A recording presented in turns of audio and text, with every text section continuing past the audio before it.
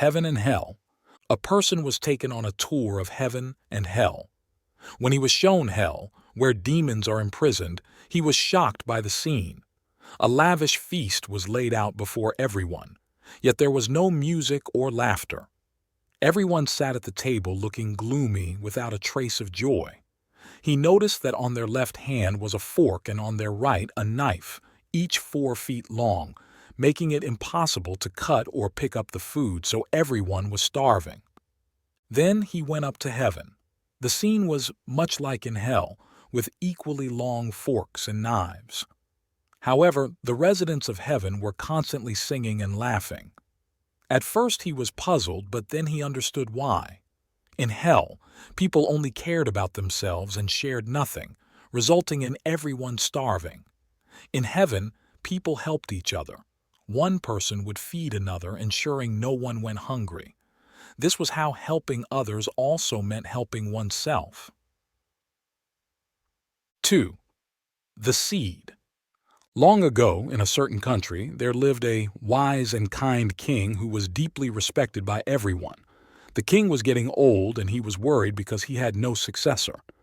One day he gathered his advisors and announced, "I will choose a child from the kingdom who is honest to be my adopted child."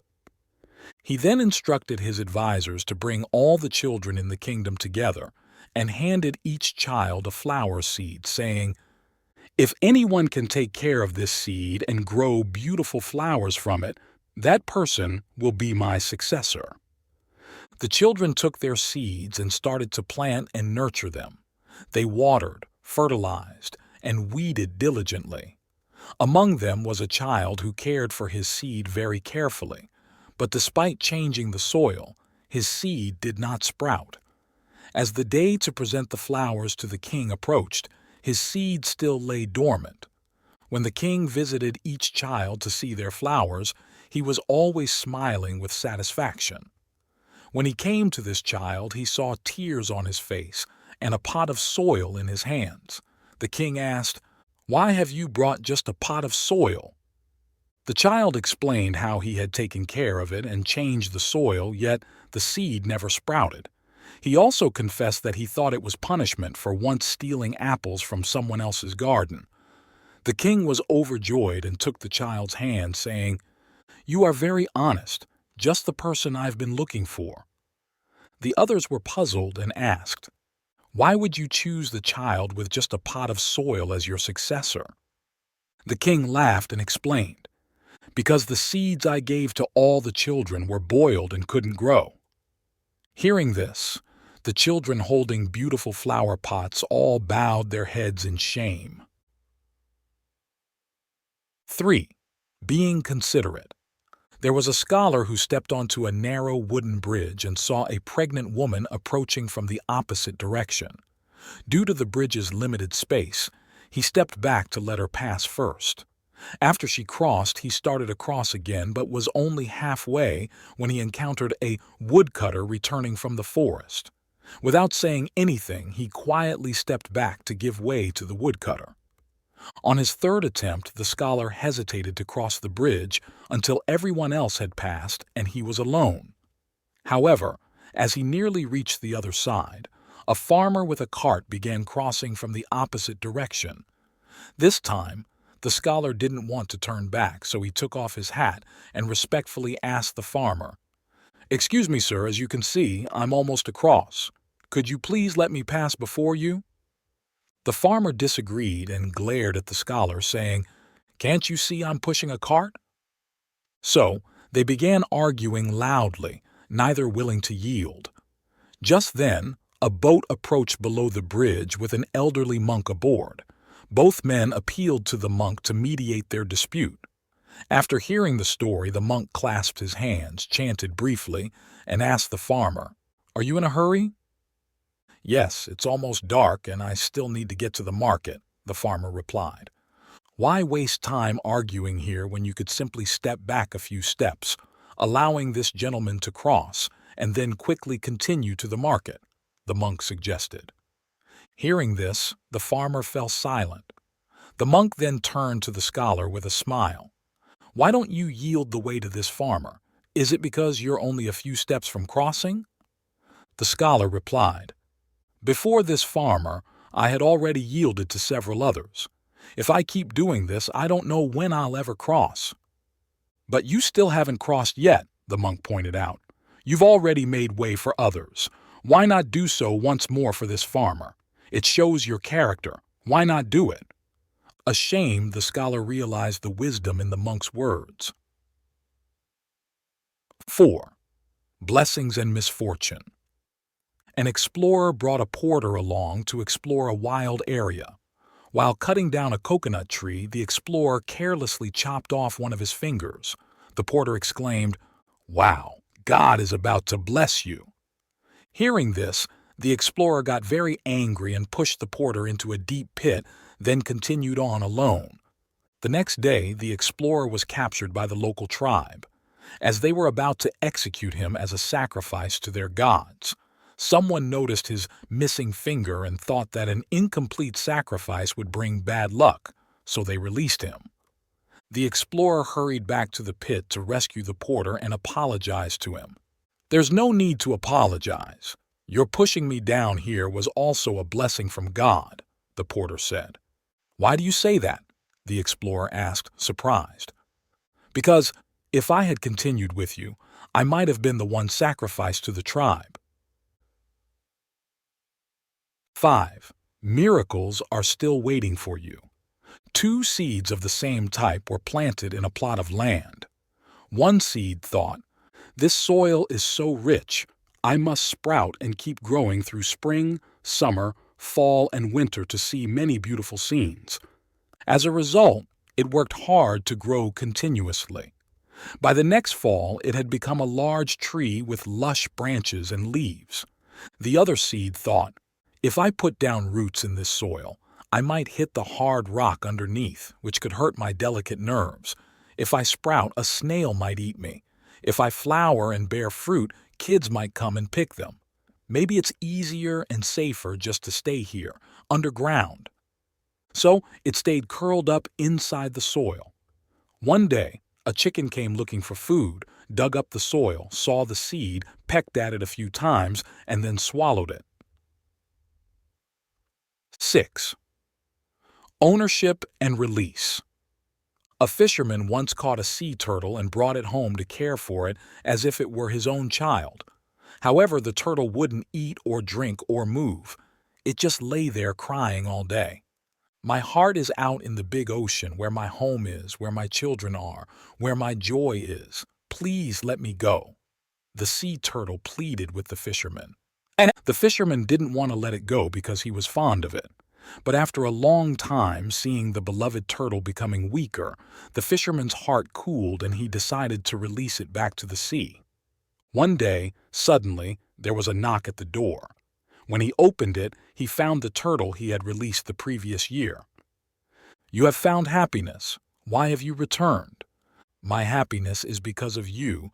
I cannot forget you," the sea turtle said.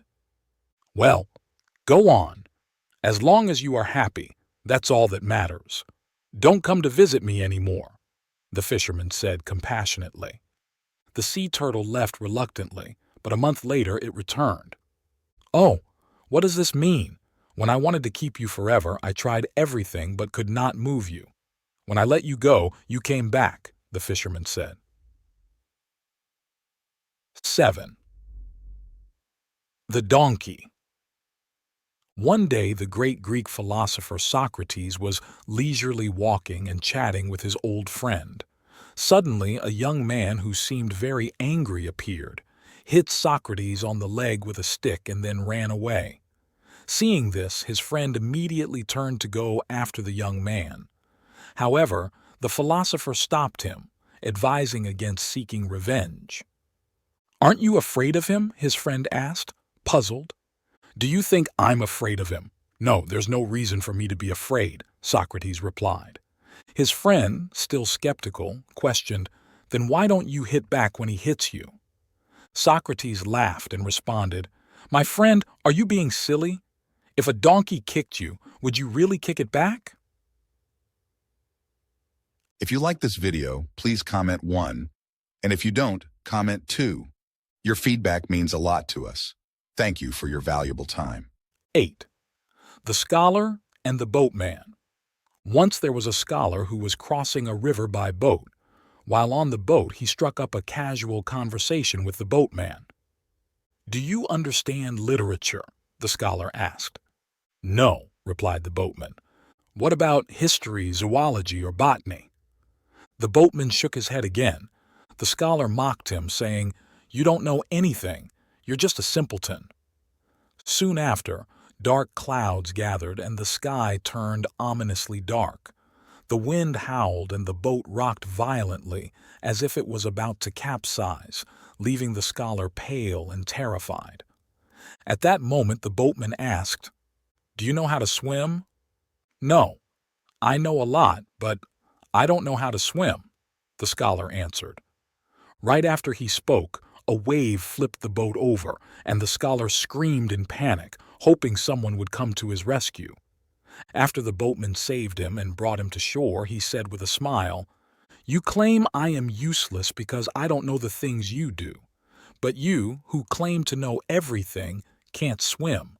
That makes me more capable than you in this situation. Seems like you're the real simpleton here."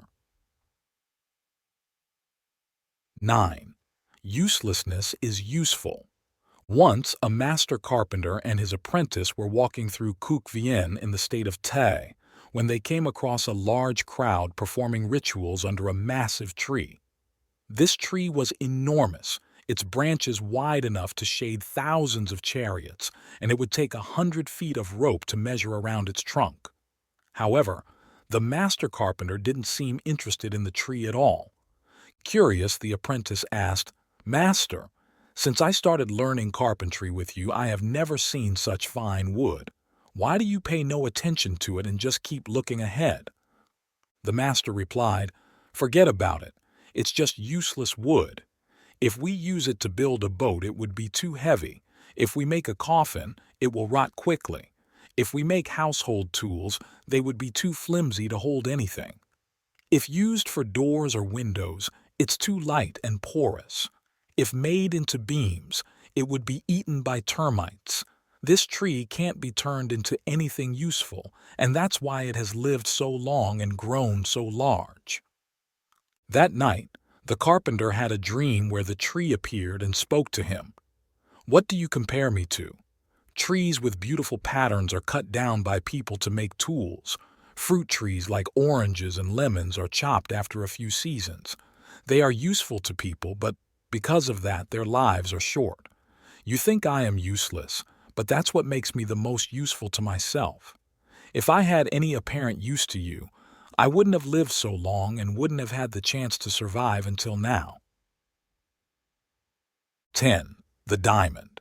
A spiritual man visited and told Al Horford, "If you had a diamond as big as your thumb, you could buy all the land around here. If you had a diamond mine with all the wealth it brought, you could even help your child become an emperor."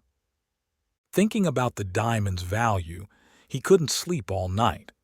The next morning, he asked the spiritual man to come back and show him where he could find such diamonds. The spiritual man said, "You should look in a stream that flows from a very high mountain. The diamond is mixed in the sand at the bottom of this stream." So, Al Horford sold all his farmland and set out to find the treasure. He searched and searched but never found it, and eventually died on the coast of Spain.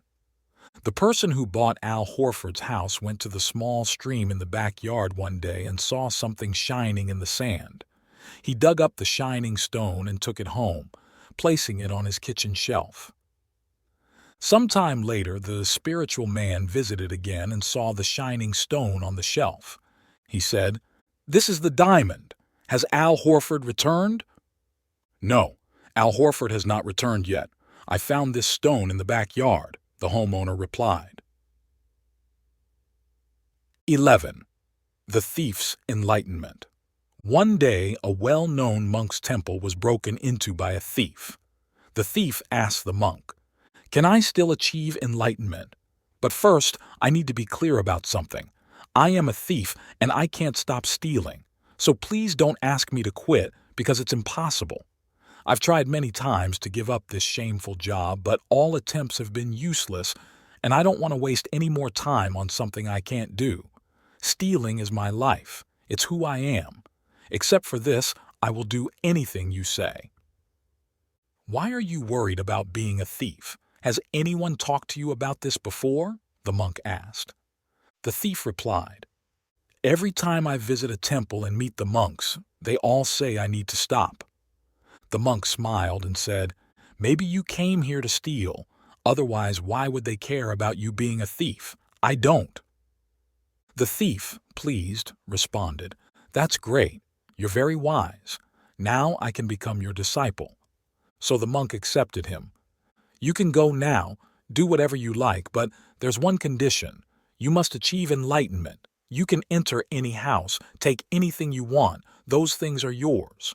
Do what you want. I don't care, but you must fully realize enlightenment." The thief didn't realize he was caught in a trap and continued, "If that's the case, I'll give it a try." 3 weeks later, the thief returned to the monk. "If I achieve enlightenment, I won't be able to steal anymore. But if I steal, enlightenment will disappear and I'll be in a terrible situation." The monk calmly replied, "I don't care about those things. Don't mention that you're a thief and you're stealing anymore. Now it's up to you to decide. If you want enlightenment, you must be determined. If not, then you must make your final decision." The thief was in agony. "But now it's so hard to make a decision.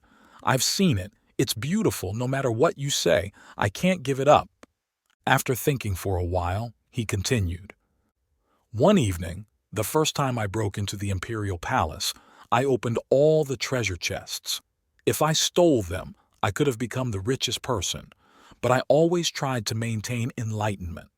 When I was enlightened, the desire disappeared and the gold and jewels in front of me seemed no different from ordinary rocks and sand.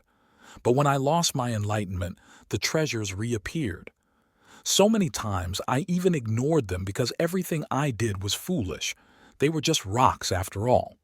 Why should I lose myself over a piece of rock? In the end, I decided, they are worthless." 12. Who forgives whom? There was someone who wanted to insult Buddha to see how he would react. He spat on Buddha's face. Buddha wiped his face and asked, "Is there anything else you would like to say?" It was as if he had just had a normal conversation with Buddha. This left the man surprised and confused, not knowing how to respond, so he left. After going home, he couldn't sleep at all that night, feeling that he had done something terribly wrong and feeling guilty. Early the next morning, he came back, knelt at Buddha's feet and pleaded, "Please forgive me." Buddha said, "Who is there now to forgive you? The person who was spat on no longer exists. The person who spat does not exist anymore either. There is no need for apologies between them. Forget about this incident. There is nothing you need to do, and nothing the other can do. Those two people are gone. It's over. There is no one left, and nothing left to be done. You are a new person, and so am I. Everything is constantly changing and moving. Nothing remains the same. When you become fixated, you make mistakes." 13. President and Colonel. George Washington was the first president of the United States. Today, he is recognized as one of the greatest presidents in American history. He was not only strict with his subordinates, but also deeply cared for them. One day, an officer ordered his soldier to move a large tree that had fallen across the road due to strong winds. The tree was very big, and the soldier struggled to move it while the officer just stood by watching. At that moment, a stranger approached and asked, "Why don't you help him?" The officer replied, "Oh, I am a colonel in General George Washington's army." The stranger did not say anything but quickly went to help the soldier with the tree. The colonel felt puzzled and asked, "Why are you helping this man?" The stranger answered, "Everyone in this world is free and equal. No one has the right to order him around like that." The colonel then asked who he was, and the stranger replied, George Washington. At that point, the colonel felt embarrassed and blushed. 14. Going with the flow. There was a saint who visited a waterfall which was about 600 feet high with a very powerful flow, so much so that no fish could survive there. However, the saint saw an old man walking into the waterfall and thought, "What is that old man doing? He seems to be disregarding his own life." He sent a disciple to follow the river and rescue the old man. Surprisingly, they found the old man further downstream, over 100 steps away, walking and singing with his silver hair fluttering in the wind. The saint hurried after the old man and, catching up to him, asked, "Sir, I thought you were a divine being, but now I see you are just a regular person. Can you tell me how you managed to walk through such a swift current?" "It's nothing special," the old man casually replied. "I didn't use any special method. I just walked into the swirl and came out with it. I simply allowed myself to blend with the flow rather than letting it sweep me away, and that way I could easily navigate through it." 15. 3 sincere advice. On his way back from a nearby village, a priest saw a person selling a very beautiful bird. So he bought it, thinking, "Such a beautiful bird must taste delicious." "Nah, you shouldn't think like that," the bird suddenly spoke up. Startled, the priest asked, "What? Did you just speak?" "Yes, I am not an ordinary bird. If you release me, I will give you 3 pieces of advice," the bird responded. Thinking, "This talking bird must be very wise," the priest agreed. "All right, tell me your advice, and then I will let you go." The bird advised, "First, never trust lies no matter who says them, even if they are great, famous, or powerful. If someone speaks falsely, do not believe them." The priest nodded. "Right." The bird continued, "Second, never do more than you can handle. Before starting anything, carefully assess your capabilities. Only those who understand their limits are truly smart, while fools always try to show off their talents." Again, the priest nodded. "Right."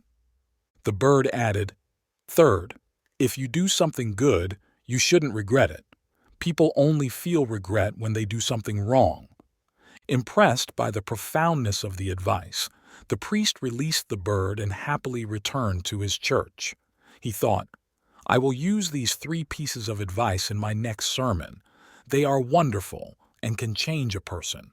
I should write them on the wall and carve them on the desk so I remember them always." Suddenly, he heard the bird laughing from a tree branch. Curious, the priest asked, "Why are you laughing?" The bird replied, "You are foolish. Inside me is a very precious diamond. If you had killed me, you would have become very rich." Regretting his actions, the priest thought, "How foolish I am to believe a bird." In anger, he threw his notebook down and climbed the tree. Although he was old and had never climbed a tree before, each time he nearly reached the bird, it flew higher. Eventually, the priest reached the top of the tree, but as he tried to grab the bird, he slipped, fell to the ground, broke both legs, and was critically injured. As he lay dying, the bird landed on a lower branch and said, "You really are foolish. First you believed that there was a precious diamond inside me. Such a lie, and you believed it? Then you did something beyond your abilities. Have you ever climbed a tree before? You know birds can fly. Did you really think you could catch me by hand? You are truly foolish. Do you regret releasing me? If you did something good, why feel sorry? Now go home, write these principles down, and use them in your next sermon." 16. The Chick and the Corn Kernels. There was a little chick that often sat anxiously in its nest. One day, someone suddenly appeared at the door, causing the chick to run away in fear. When it returned, the person was gone, but there were corn kernels in front of the nest.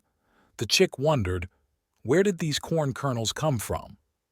The next day, the same person came again, and the chick ran away once more. Upon returning, the person was gone, but the corn kernels were still there. The chick started to suspect a connection between the person and the corn. However, it was too early to make any conclusions, so it decided to keep waiting and watching. The chick waited and observed the pattern daily. Eventually, a cause and effect theory formed in its mind. Every time this person shows up, the corn appears. After observing this 999 times, the chick was certain that the appearance of the person meant there would be corn. The person was the cause, and the corn was the effect. After 999 times, this seemed undeniable. Because of its patience, testing, observing, and studying, it was confident this pattern would continue without exception. It became a rule to the chick, and it eagerly awaited the person's appearance. On the 1000th appearance, the chick approached the person, grateful for their kindness. But in the end, it was killed. Such is life.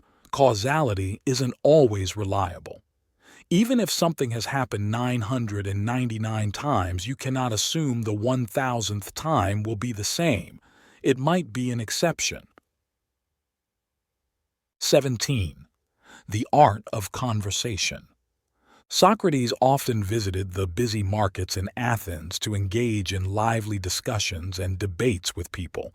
He had a unique way of sparking interesting conversations and debates.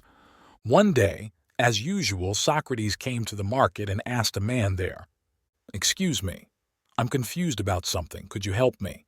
Everyone says we should be moral, but what exactly does being moral mean?" The man replied, "It means always being honest, loyal, and upright. Deceiving and lying are considered immoral." Socrates, pretending not to understand, asked again, "Then why do generals on the battlefield always try to deceive the enemy?" Deceiving the enemy is justifiable, but deceiving your own people is immoral. Socrates countered, "Suppose our troops are surrounded by the enemy, and a general deceives them by saying, 'Reinforcements are on the way, let's bravely move forward,' and this leads to breaking the siege and winning. Is that general considered just and moral?"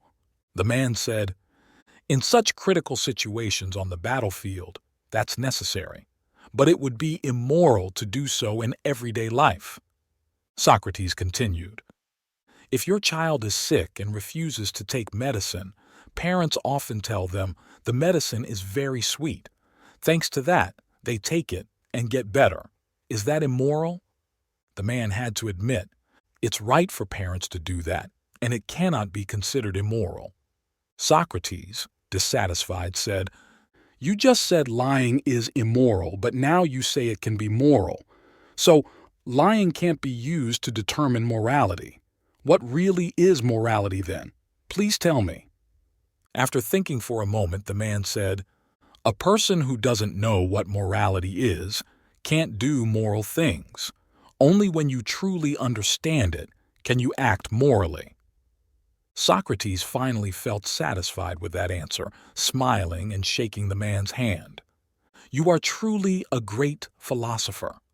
Thanks to you, I now understand what morality is, and I've resolved a long-held doubt. I sincerely thank you. This is the art of conversation through questioning and using specific examples to understand issues comprehensively." If you like this video, please comment 1. And if you don't, comment 2. Your feedback means a lot to us. Thank you for your valuable time. 18. A river that can fly. A river starts in the distant mountain hills and flows through various rural areas before finally reaching the desert. Just like the obstacles it had overcome before, the river wanted to try crossing the desert. However, as it entered, it found that its water started to disappear. It tried many ways and different paths, but all were in vain. The river felt sad, unsure of what to do since its fate was to cross this desert. Just then, a voice from the desert reached its ears. "If the wind can cross the desert, so can the river." But the river's water kept sinking into the sand and vanishing without a trace. The wind can fly, so it can cross the desert. You should use the most common method to move forward, and if you can't pass through, don't just disappear. Become a marsh instead, and let the wind guide you to your goal. But where do I start? Let the wind absorb you. The river was reluctant to do this, as it had never been absorbed before and didn't want to lose its character or change its principles. Once it lost its water, it wasn't sure it could gather again into a river. The sand spoke. The wind can help you with this. It lifts the water up, carries it across the desert, and then drops it down. The water will fall as rain, and then these raindrops will gather back into a river. Are you sure it will gather into a river again? It will gather. If you don't believe, you'll be left isolated here and will disappear. Or at best, you might only become a marsh, and even that could take many years, certainly not becoming a river again. Can I still be a river like I am now? You can't create a river in two different environments and circumstances. The voice paused and then continued. But you can still keep the main qualities that form a river. Right now, even though you are called a river, you don't know which part of you really makes you one. Those words stirred memories in its mind. It vaguely remembered a time when, or a part of it that had been pulled by the wind. Could that have really happened? It lifted its vapor up, grasping the arm of the wind. Gently, the wind carried it forward, bringing it to a high mountain peak, and carefully dropped it there. Because it was afraid and doubtful, every action, every detail was deeply etched into its memory. It thought, yes, now I know what collaboration is. While the river was learning its lesson, it heard the whisper of the sand. Because we are always in the heart of the river, seeing it happen every day, we know this. That's also why people say, if a river wants to continue its life, it must write on the sand. 19. Dawn's light. A rabbi said to his students, "Do you know when the night ends and the day begins?" The students answered, "When a person can distinguish from afar the animals in the field, telling which are goats and which are dogs, then it means day has arrived." "No, that's not correct," the rabbi responded. "So, how should it be?" the disciples asked. "It's when we can see the faces of other people clearly. That is, when you can still recognize your brothers and sisters. Because if the disciples can't see these things, no matter what time it is still night." 20. The key issue. For 20 years, while teaching at the law department of the University of Pennsylvania, Professor Adrian would always write the numbers 2 inches and 4 inches on the board whenever he entered the lecture hall. Then he would ask the students, "What's the answer?" Some would say 6, others 2, and some 8. A few would find it boring and remain silent.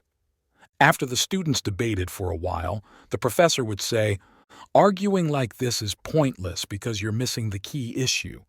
What is the key issue here? Is it addition or subtraction, multiplication or division, or something else entirely? Without knowing what the problem is, how can you provide the right answer?" 21. Luck. During a fierce battle, Lieutenant Smith suddenly noticed an enemy plane plummeting down. Normally, seeing such a sight would mean you'd have to hit the ground immediately. However, in that dangerous moment about 15 feet away, there was a soldier still standing. Without thinking twice, he rushed over and pulled him down to the ground. Just then, a loud explosion sounded and they were both covered in a thick layer of dust and dirt. Once everything quieted down, they stood up and brushed themselves off. That's when Lieutenant Smith turned around and saw, with great shock, a large, deep crater right where he had been standing just moments before. Sometimes, helping others is also a way to help ourselves. 22. Temporary struggles and teaching. Confucius had been living in the state of Tai for 3 years when a conflict broke out between the state of Wu and the state of Chen. The state of Su came to Chen's aid, sending troops to camp at the town of Chongfu. Caught between the state of Tai and the state of Chen, Confucius was trapped for 10 days, at times so hungry that even wild greens were unavailable. His disciple Zai Lu secretly brought him a cooked pig, which Confucius ate without questioning its origin. Zai Lu also traded stolen clothes for wine, which Confucius drank without inquiry. However, when Duke Ai of Lu came to meet him, Confucius resumed his dignified manner. He refused to sit on a mat that was not straight and declined to eat meat that was not properly prepared. Seeing this, Zai Lu asked, "Why do you seem different now compared to those tough days between the states of Tai and Chen?" Confucius replied, "Back then, I acted that way because it was a matter of survival. Now, I behave this way to teach." 23. Important. A Buddhist devotee living in Africa made a pilgrimage to the Himalayas in India, hoping to visit the sacred sites of Bodh Gaya and Lázaro Cárdenas, 2 of the hardest places to reach. The path was crowded with pilgrims and narrow, treacherous with deep cliffs and covered in snow year-round, where a single misstep could be fatal. After careful inquiry, he packed a light, knowing the mountain roads were rugged and that carrying too much would be cumbersome, especially with the thin air making breathing difficult. On his way up, he encountered a young girl about 10 years old, carrying a hefty child on her back. She was sweating profusely and breathing heavily, clearly struggling. The pilgrim approached her and said, "My dear, you look tired. Why not let him walk on his own?" The girl angrily responded, "Are the things you carry the only ones that matter, while what I carry doesn't? He is my little brother." The pilgrim was stunned. Indeed, the girl was right. Although what they carried differed, the differences weren't significant. Whether it was her brother on her back or the backpack on his, both were heavy. But when weighed with the heart, they defy measurement. Love can lighten any load, making burdens seem lighter. Any act motivated by love is beautiful, whereas responsibilities not rooted in love can make one feel enslaved. 24. Faith and Fate in the Forest. A man had a dream in which God commanded him to kill his own son. When he woke up, he packed his bags to prepare for the next day when he would take the boy into the forest, a place the child had never been before and was very excited about. At midnight, the child woke up and asked, "Dad, what are we going to do in the forest?" The father felt awkward because his plan was to kill the boy in the forest, and the boy was so thrilled about the trip, he didn't know how to answer his son's question. Finally, he said, "God is our Father, just like I am your father." The father carried his son deeper into the forest. Then he began to sharpen his knife, which he intended to use to kill his son, but the boy, unaware of this, eagerly helped him, causing the father great distress. The son asked, "Dad, what are you planning to do? Don't you realize that I'm preparing to kill you?" The boy smiled and cheerfully replied, "I trust you just like you trust God." 25. The Power of Dialogue. A teacher asks a student, "If a clean person and a very dirty person go to the river together, who will take a bath?" "The dirty person," a student responds. "No, why should he bathe? Being dirty has become a habit for him, while the clean person always wants to stay clean," the teacher explains. "Let me ask again. A clean person and a very dirty person go to the river.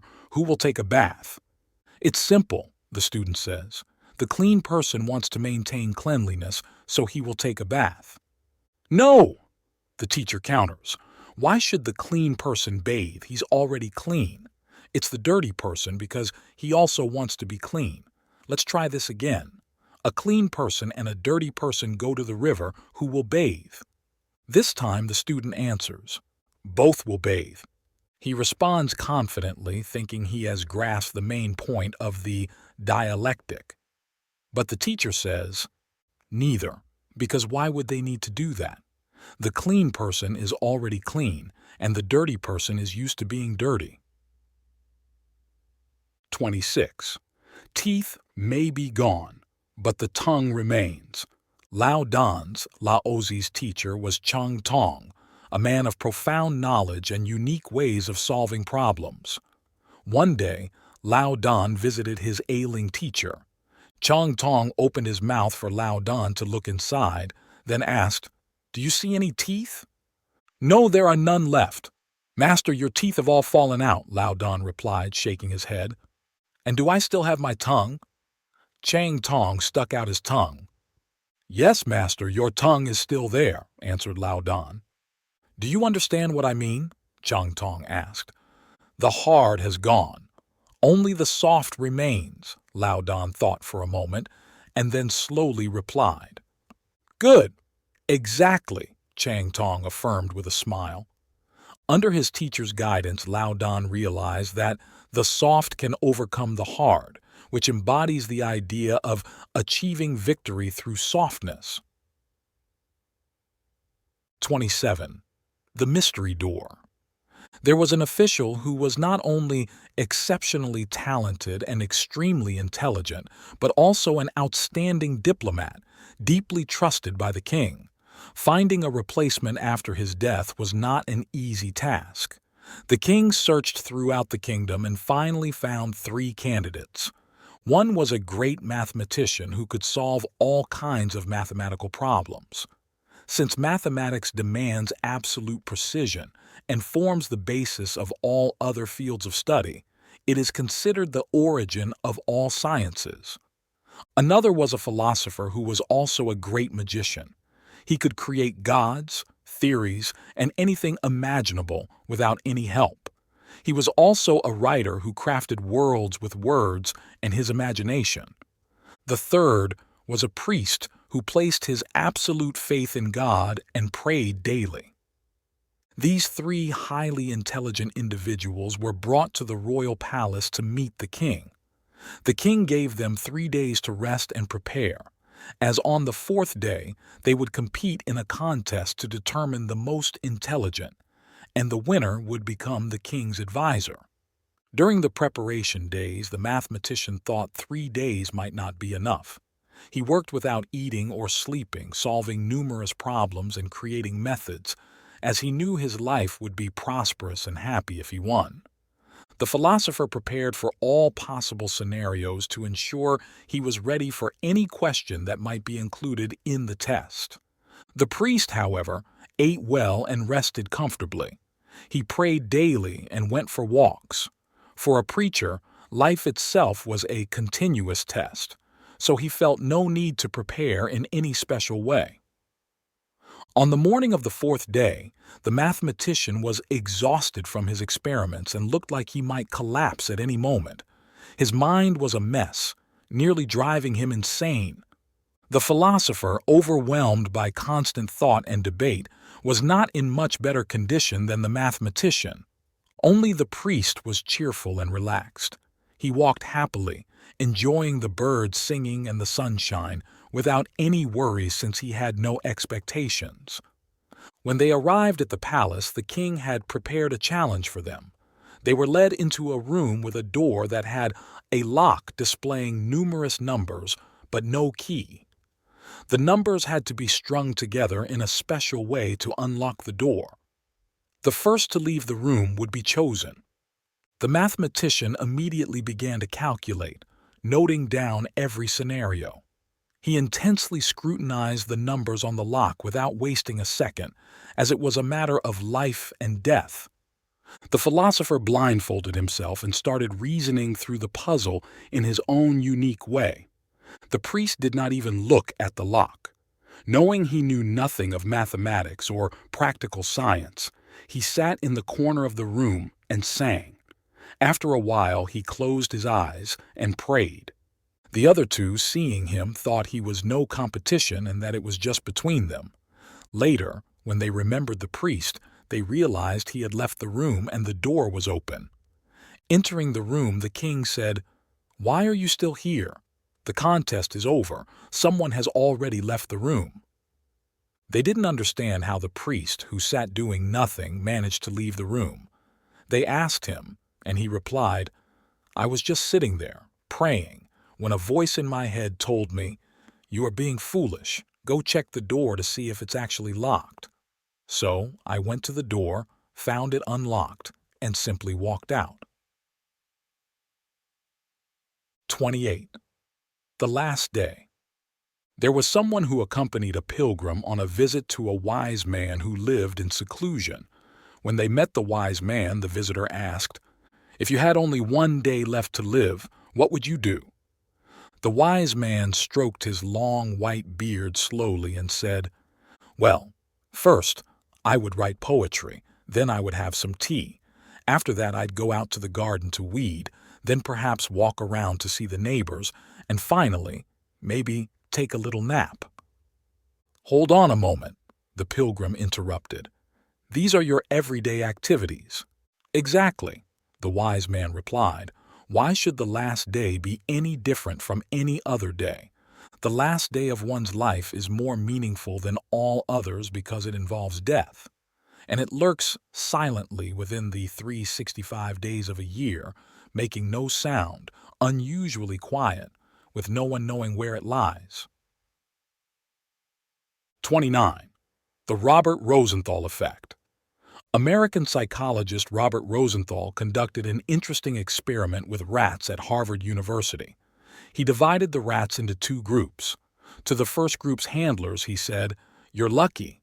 These rats are specially selected and are very smart, ideal for training in complex tasks." To the handlers of the second group, he mentioned, "Unfortunately, these are just ordinary rats. They aren't very smart, so I suggest you use the most basic training methods with them." Following these instructions, the lab workers trained the rats. After some time, Rosenthal tested both groups by placing the rats in a maze. Normally, rats navigate mazes to find food, remembering paths and avoiding dead ends, skills that demonstrate their intelligence. The results showed that the first group of rats performed much better than the second group, quickly finding their way out of the maze. After the experiment, Rosenthal revealed to the lab workers that he had randomly chosen the rats without any pre-selection based on intelligence.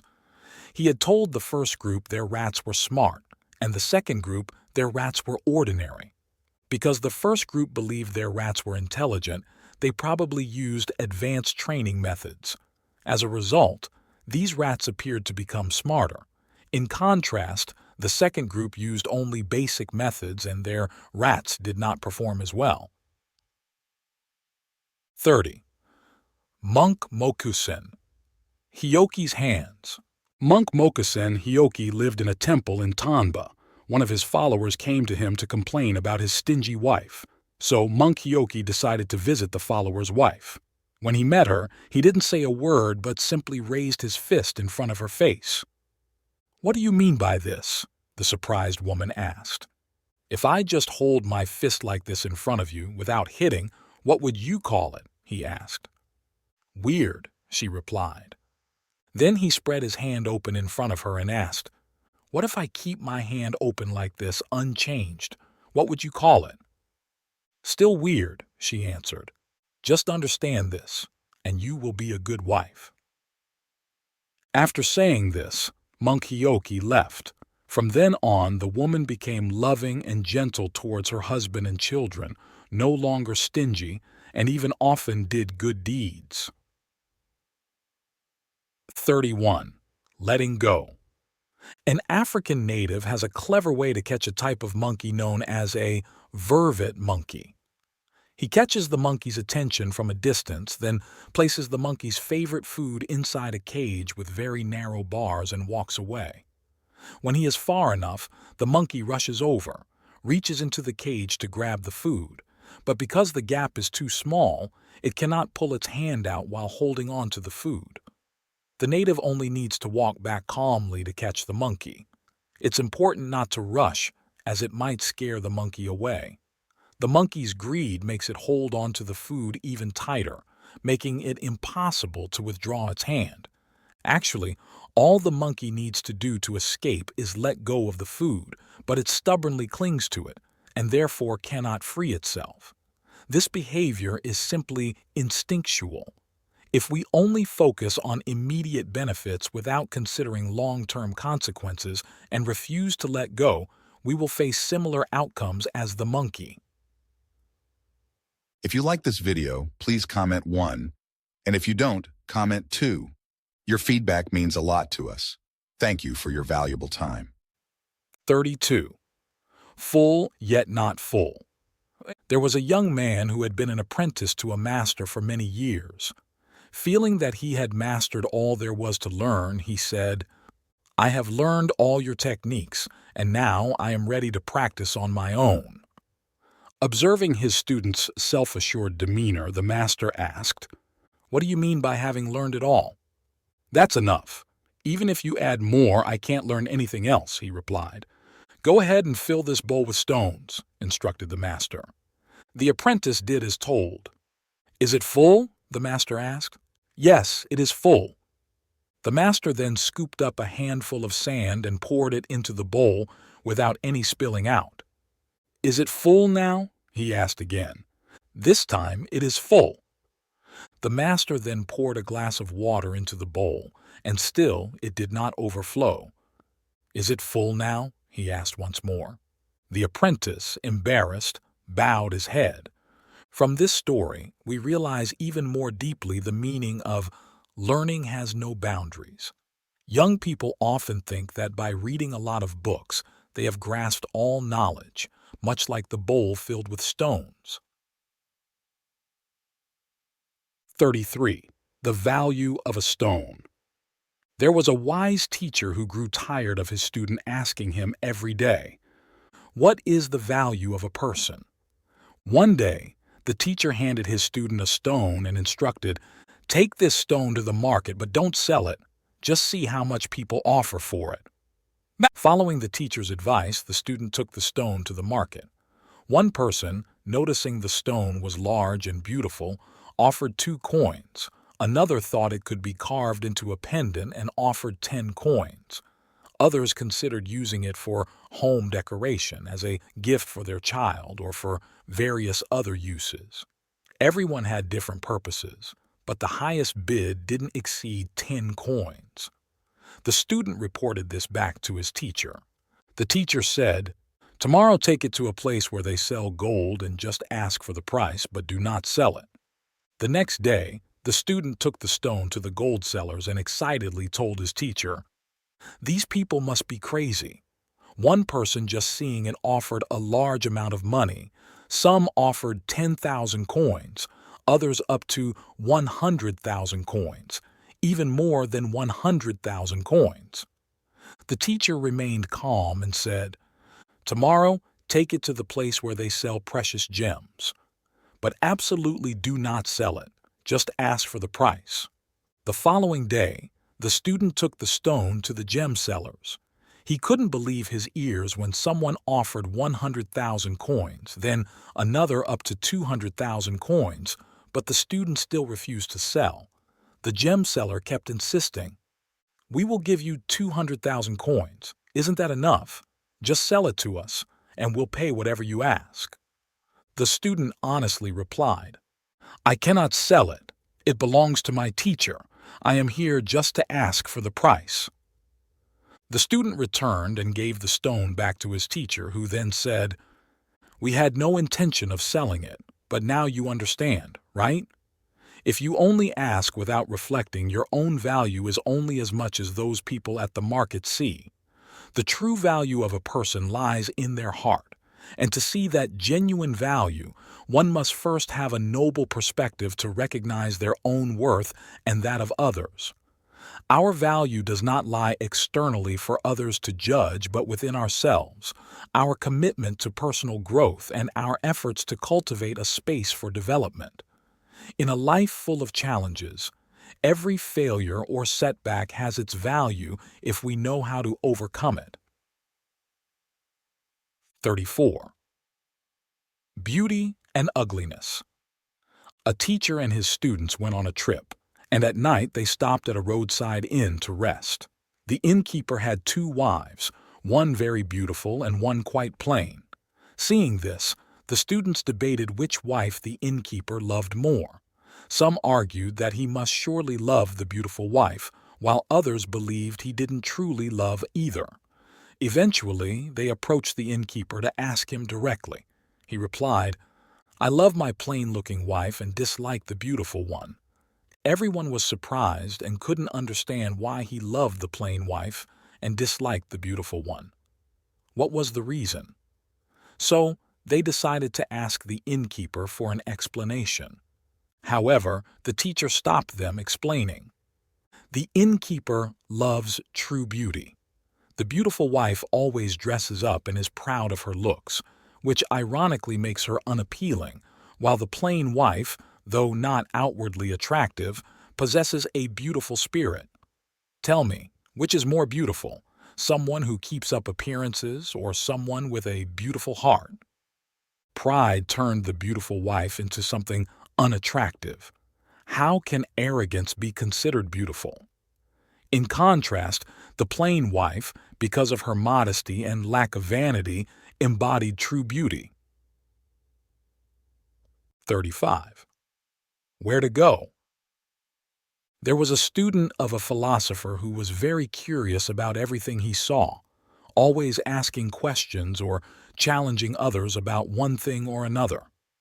One day, the student noticed his teacher seemed tired and said, "Teacher, I know you won't live much longer, but before you leave this body, can I ask you one question?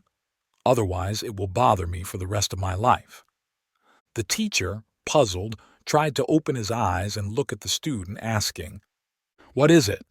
The student replied, "After you pass to the other side, where will you go?" The teacher then said, "Why do I need to go anywhere at all?" After saying this, the teacher closed his eyes and passed away. "No need to go anywhere anymore?" the student repeated, dissatisfied with the teacher's answer. Actually, the wise teacher had given a very subtle answer, but understanding it required the listener to have a high level of insight.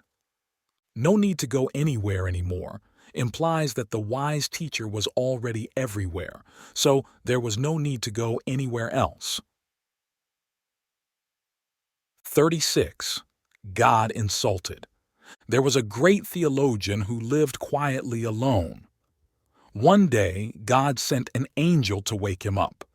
The angel said, "Your request has been granted by God. All your wishes will be fulfilled. Just say what you desire and I will help make it a reality." The theologian responded gloomily, "I wish you had come earlier when I had many desires. But now I have accepted myself and am completely at peace. I don't even care whether God exists or not. I don't ask anything from Him. I used to pray because it felt good, but now I don't think about it anymore. I am satisfied with what I have. You've come too late, but thank God for me." The angel replied, "This is an insult to the divine. God has granted you a wish, and you must make one." The theologian, feeling awkward, shrugged and said, "But what should I wish for? Can you give me some advice? Right now, I have everything I need and feel very content.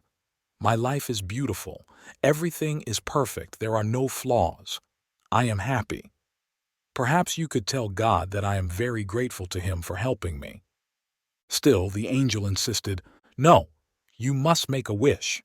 It's also a matter of courtesy, do you understand?" With no other choice, the man finally said, "If you insist, then please tell God to keep my life as it is. Just grant me the things I already have." 37. The Fisherman and the Gemstones. Before dawn, An old fisherman went to the river to start his day's work. Suddenly, something tangled around his foot. It was a bag of stones. He picked it up, set his net aside, and sat by the riverbank waiting for daylight. Feeling bored with nothing to do, he began throwing the stones into the river. One by one, he tossed them until, as the sun rose higher, he was left with just one stone in his hand. Under the sunlight, he shouted in shock when he realized that the stone he was holding was a precious gem. He couldn't believe he had thrown away a whole bag of gemstones. He had lost a fortune in a moment. Full of regret, he cursed himself and wept bitterly as if he had lost his mind. The old man had accidentally found a fortune, but just as accidentally lost it. However, it was fortunate that the sun rose before he threw the last gemstone away. How many people in life have had luck like that old fisherman? In the darkness, before the sun rises, we often waste many precious opportunities in life. Life is a treasure trove of gems, yet we often fail to recognize their value and waste them. Only when we learn to appreciate them, time has already passed. When the secrets, joy, freedom, compassion, and wisdom are gone, a lifetime has also slipped away. 38. Habits. There was a young man who wanted to become so wealthy that it drove him crazy. Every time he heard of a way to get rich, he rushed to find it. One day he heard about an old man with silver hair living deep in the mountains who could make wishes come true for those who found him. Eagerly, the young man stayed up all night packing and set out at dawn. After 5 long days, he finally met the old man. He asked the old man to give him a treasure that would make him rich.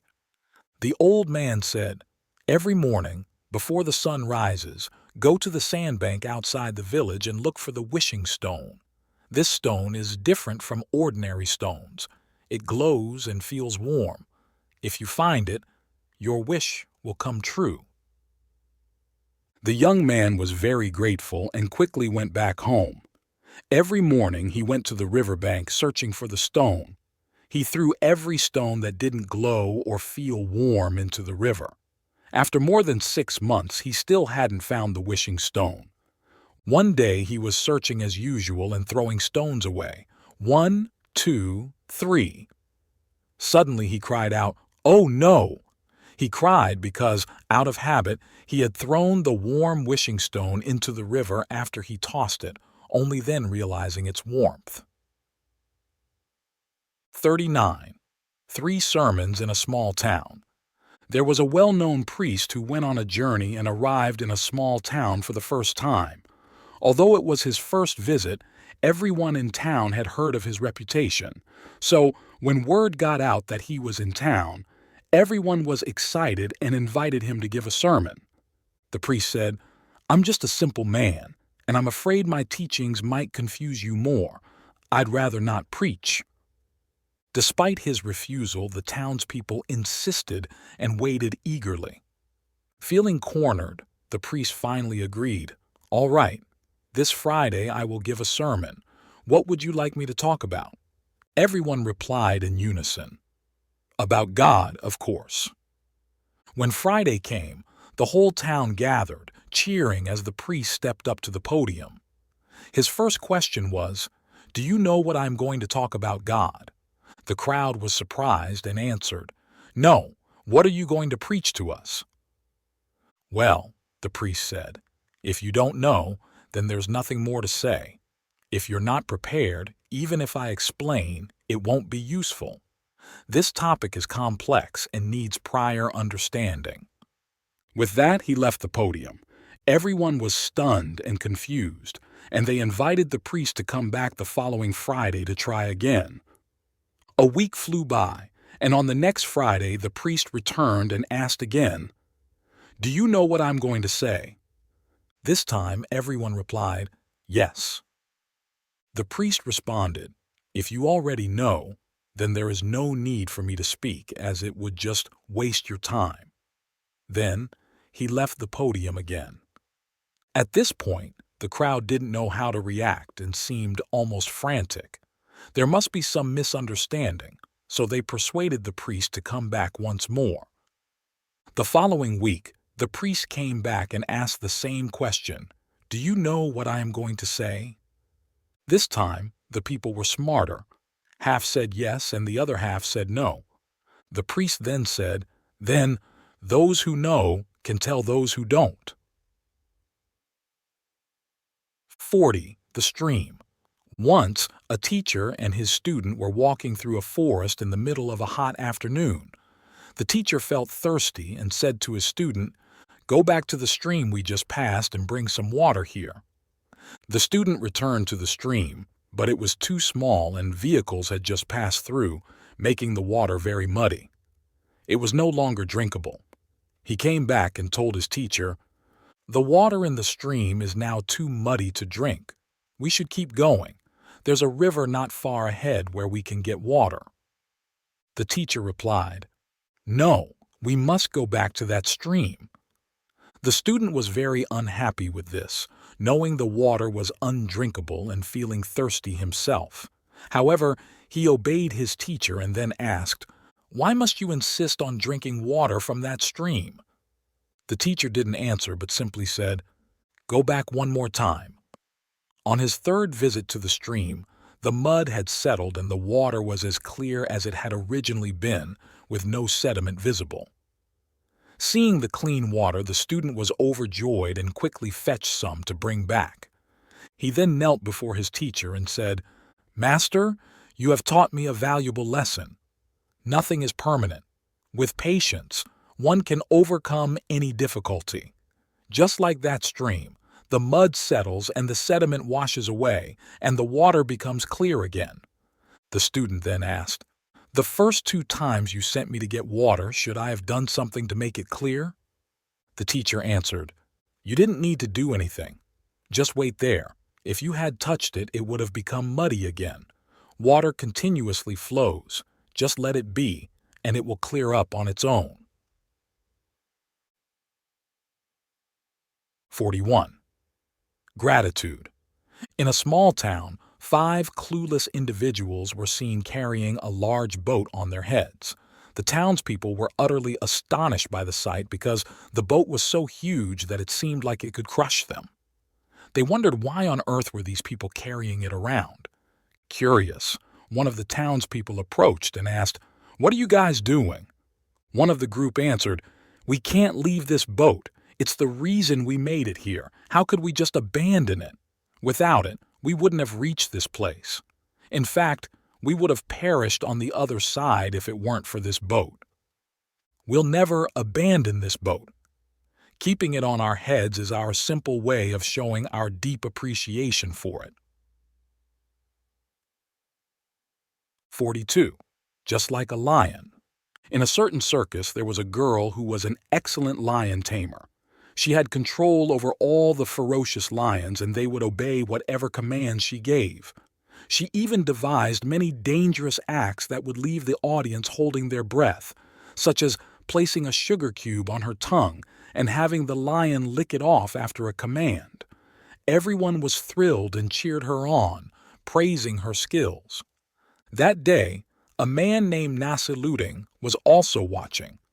While everyone else was admiring the act, he arrogantly said, "What's so great about that? Anyone could do it." The girl looked at him disdainfully and challenged him. "Can you do it?" He replied, "Of course, anyone can do it. It's just like being the lion." 43. MULLA NASRUDDIN learns to swim. One day, MULLA NASRUDDIN told his teacher that he wanted to learn how to swim. The teacher said, "Let's go down to the river. You'll learn quickly. It's easy. Even kids can do it." However, the path near the riverbank was very muddy and slippery. NASRUDDIN slipped and fell, which scared him so much that he didn't dare to go further. Instead, he ran and hid under a tree far from the river. His teacher came over and asked, "Why did you run over here? Where are you trying to go?" NASRUDDIN replied, "Sir, can you teach me to swim first?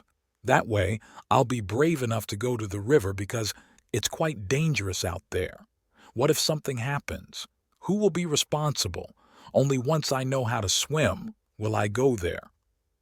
If he doesn't go into the river, how can he learn to swim? Because of this, NASRUDDIN never learned to swim. If you like this video, please comment 1. And if you don't, comment 2. Your feedback means a lot to us. Thank you for your valuable time. 44. The Clever Dream Interpreter. Once, an emperor dreamed that all his teeth fell out. When he woke up, he immediately called for a dream interpreter to explain the meaning of his dream. "Oh, what misfortune," said the dream interpreter. "Each tooth that fell out represents the loss of a loved one." "What? How dare you?" the emperor exclaimed angrily. "How dare you bring such bad news to me? Get out." Then he ordered, "Someone! Give him 50 lashes!" Not long after, another dream interpreter arrived. After hearing about the emperor's dream, he said, "Your Majesty, you are very fortunate. You will live longer than all your relatives." The emperor, pleased, said, "Well done. I grant you 50 gold coins. Follow my servant to receive your reward." On their way, the servant asked the dream interpreter, "Why was your interpretation different from the previous one?" The dream interpreter replied, "The same problem can be interpreted in many different ways. It all depends on how you say it." He then happily accepted the money and went home. 45. The Fourth Path. A father was walking through an orchard with his 3 children when he noticed ripe fruits hanging from the trees. Tempted to steal some, he instructed his children to keep watch at 3 different entrances to the orchard. As he began picking the fruits, one of his children spoke up. "Dad, there's still one path not being watched." Surprised, the father asked, "What do you mean? There are only 3 paths here." The child replied, "There's also the path that leads to heaven." Hearing this, the father blushed with shame. He dropped all the fruits he had gathered and hurriedly led his children back home. 46. Practice makes perfect. Long ago, there was a man named Tran Ngyu Tu who was an exceptional archer, considered the top marksman of his time. Each time Tran Ngyu Tu practiced his shooting, many people would come to watch. Truly skilled, Ngyu Tu's archery was not only accurate with every shot, but also powerful, earning applause from everyone. However, there was an old oil seller who shook his head, indicating he was unimpressed. Seeing this, Tran Ngyu Tu asked him, "Do you know how to shoot?" "I do not," the oil seller shook his head and replied. "Although you shoot very well, there's nothing special about it in my opinion.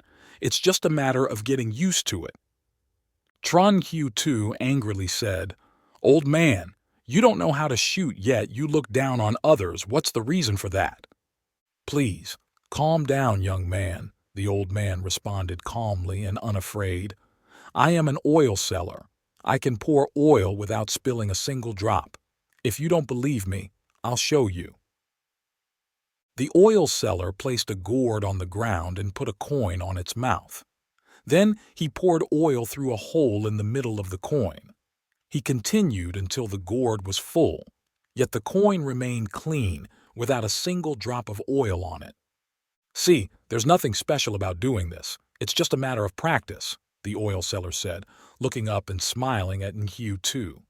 From that day on, Ngyu Tu no longer boasted about his skills. 47. The Greedy Centipede. When God created the centipede, he didn't give it any legs, but it could still crawl as fast as a snake. One day, the centipede felt unhappy when it saw deer, antelope, and other animals with legs running faster than it. It thought, obviously, the more legs you have, the faster you can run. So, it asked God, "God, I want to have more legs than any other creature." God agreed to its request. He presented a large number of legs and allowed the centipede to choose freely. But the centipede took them and attached them all over its body, from head to tail, until there was no space left to attach any more legs. Only then did it reluctantly stop. It looked at the many legs on its body and thought happily, "Now I can zoom fast like an arrow." However, when it tried to run, it quickly discovered that it couldn't control all those legs. Each leg seemed to want to go in a different direction. Therefore, after each step, it had to stop and gather its legs together before it could take another step, which made it much slower than before. 48. Dedication. A sermon by the pastor deeply moved one of the congregants. After the sermon, he told the pastor that he would willingly dedicate everything to God. The pastor asked, "If you had 2 cars, would you donate 1?" "Yes," he agreed. The pastor asked again, "If you had 2 houses, would you donate 1?" "Yes," he agreed. Then the pastor asked a very simple question. "If you had 2 pairs of shoes, would you donate 1?" This time, the man answered, "No." Surprised, the pastor asked, "Why not?" The man explained, "Because I don't have 2 cars or 2 houses, but I do have 2 pairs of shoes." 49. The Magical Rock. In a small village, a person dressed in unusual clothes told a group of women, "I have a magical rock that turns into a delicious soup when cooked with water. Don't believe me? I'll make it for you all to try." Hearing this, one woman brought out a large pot and another fetched a big bucket of water. They gathered some wood and started cooking in the middle of the village square. The stranger carefully placed the rock into the pot of water, stirred gently, and tasted it, nodding in approval. "Yum! It's good, but it would be even better with a little onion." Immediately, someone went home and brought back some onions. The stranger tasted the soup again. Delicious, but adding some meat would make it even more flavorful. Soon, another person rushed home to fetch some meat. "If we add some vegetables, it would be perfect," suggested the stranger. As the cooking continued, each tasting led to another addition. Someone brought salt, another brought sauce, and more ingredients followed. Finally, as everyone enjoyed their bowls of soup, they realized it was the best they had ever tasted. It turned out the rock was just an ordinary stone the stranger had found on the road. In reality, when we all willingly contribute, anyone can make a delicious soup. When you contribute to it, united in effort, the soup becomes part of everyone's heart. 50. Daughters and daughters-in-law. 2 women were chatting in a park when one asked the other, "How's your son doing?" "Oh, don't even mention it. It's just unfortunate," the other woman lamented. "He's so pitiful. Married to a lazy wife who doesn't cook, doesn't clean, doesn't do laundry, doesn't look after the kids, just eats and sleeps all day. Every morning my son has to bring her breakfast in bed." She then burst into tears.